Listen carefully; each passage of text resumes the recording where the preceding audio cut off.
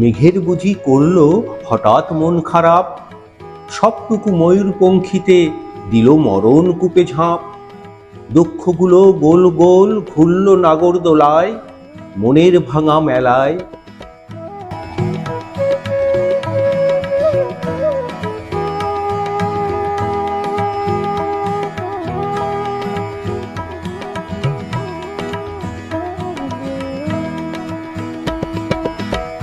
মেলা কথাটির মধ্যে আছে মিলনের ইঙ্গিত। জাতি ধর্ম নির্বিশেষে আমরা গিয়ে এক জায়গায় মিলিত হই।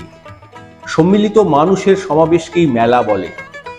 প্রত্যেক মেলার একটা উপলক্ষ থাকে ঠিকই, কিন্তু একসময় সেটা একেবারেই গৌণ হয়ে যায়। লক্ষ্য হয়ে ওঠে পরস্পরের মধ্যে মিলেমিশে কিছু দেওয়া নেওয়া বা আদান প্রদান। মেলা হলো মিলনের ক্ষেত্র। মিলনের মধ্যে মানুষ নিজেকে খুঁজে পায়। সারা বছর ধরে কোনো না কোনো জায়গায় মেলা হয় আমাদের পশ্চিমবঙ্গে। মেলার জন্য কোনো নির্দিষ্ট সময় থাকে না। কখনো চৈত্র সংক্রান্তির বিকেলে, কখনো আষাঢ়ের বৃষ্টি ভেজা দিনে, শীতের সকালেও বসে পৌষ সংক্রান্তির মেলা। নানা রকম বিষয়কে কেন্দ্র করে মেলা বসে। গঙ্গাসাগরের মেলা, হরিদ্বার বা প্রয়াগরাজে কুম্ভ মেলা, পুরীর জগন্নাথের রথের মেলা, নবদ্বীপে শান্তিপুরের রাসের মেলা, চন্দননগরের জগদ্ধাত্রী পুজোর মেলা, তারকেশ্বরের গাজন মেলা ইত্যাদি। যেমন বাংলার কান্তকবি জয়দেবের স্মরণে কেন্দ্রলিতে বসে মেলা এক মাস ধরে। নদিয়ায় ফুলিয়ায় রামায়ণের অনুবাদক কবি কৃত্তিবাসের স্মরণে মেলা বসে। ছাতনায় চণ্ডীদাসের মেলা প্রভৃতি। শান্তিনিকেতনের পৌষ মেলা খুবই বিখ্যাত।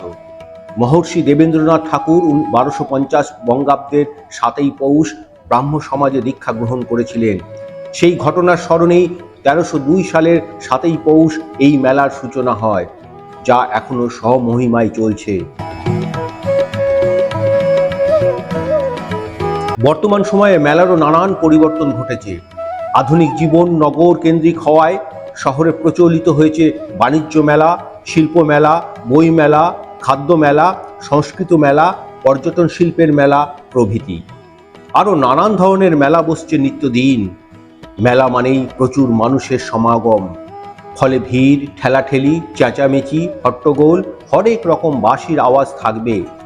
আর থাকবে রং বেরঙের পোশাক পরা বহু ভাষাভাষীর মানুষজন। মন ভোলানো জিলেপি, জিভে গজা থেকে শুরু করে চপ, বেগুনি, ফুচকা, বিরিয়ানির সমারোহ প্রতিটি মেলায় থাকবে। খাবারের ব্যাপারে নো কম্প্রোমাইজ। মেলার আরেকটি জনপ্রিয় আকর্ষণ ম্যাজিক শো, সার্কাস শো, যাত্রা, বাউল গানের আসর, বড় ও ছোটদের নাগরদোলা, নানা রকমের মনোরঞ্জনের ব্যবস্থা। এছাড়া প্রয়োজনীয় জিনিসপত্রের দোকান, ঘর সাজানোর জিনিসপত্র থাকে। সব দিক থেকে লক্ষ্য করলে দেখা যায় মেলায় মানুষ সব দিক থেকে উপকৃত হয় এবং উপভোগ করে সমানে। মানব মনের অনাবিল আনন্দের জন্য, মানুষের সঙ্গে মানুষের মিলনের জন্য, অজানা বিষয় বা জায়গাকে ভালোভাবে জানার জন্য মেলার প্রয়োজন আছে। এছাড়া অর্থনৈতিক প্রয়োজনেও মেলার ভূমিকা রয়েছে। মেলায় প্রচুর জিনিস কেনাবেচা হয়।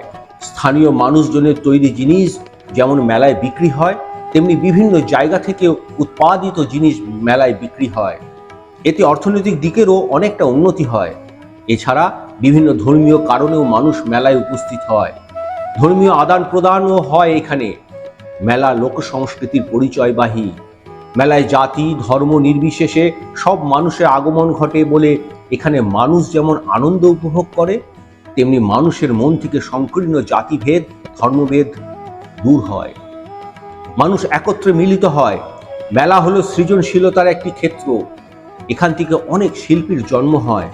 গানের শিল্পী, মৃৎশিল্পী, ভাস্কর্যের শিল্পীর সন্ধান পাওয়া যায় মেলায়।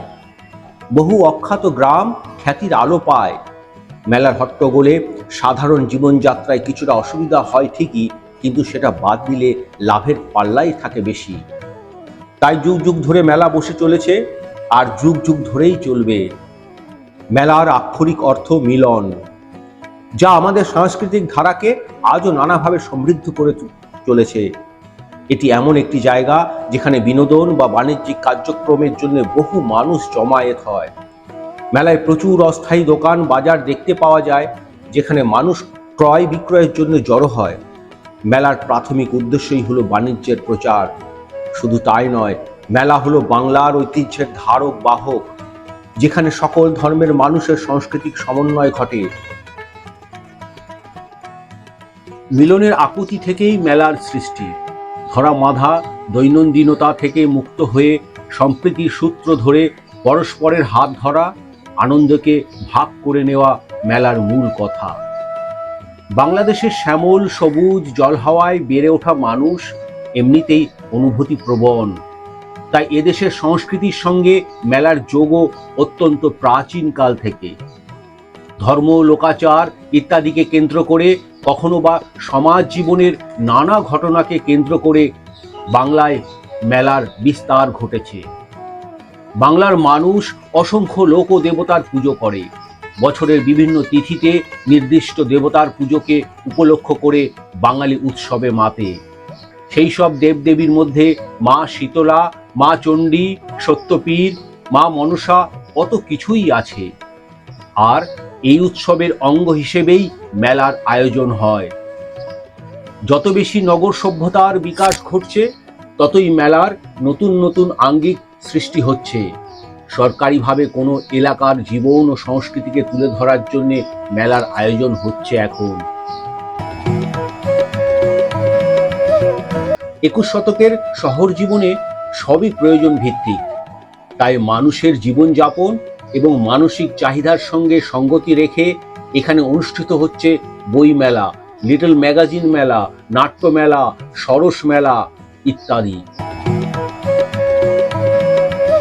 নাগরিক মনন আর বুদ্ধি চর্চার আদান প্রদানের ক্ষেত্র হয়ে উঠছে এগুলি। শুধু শহরে নয়, মফস্বলেও এইসব মেলার প্রসার ঘটছে। মেলার মধ্যে মানব জীবন তার স্ফূর্তি খুঁজে পায়। তবে গ্রামীণ মেলার চরিত্র দ্রুত পাল্টে যাচ্ছে।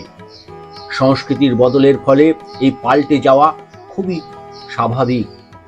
তবুও বাংলার প্রাণময়তার এক বিশেষ ক্ষেত্র হিসেবে মেলার গুরুত্বকে কোনোভাবেই অস্বীকার করতে পারি না আমরা।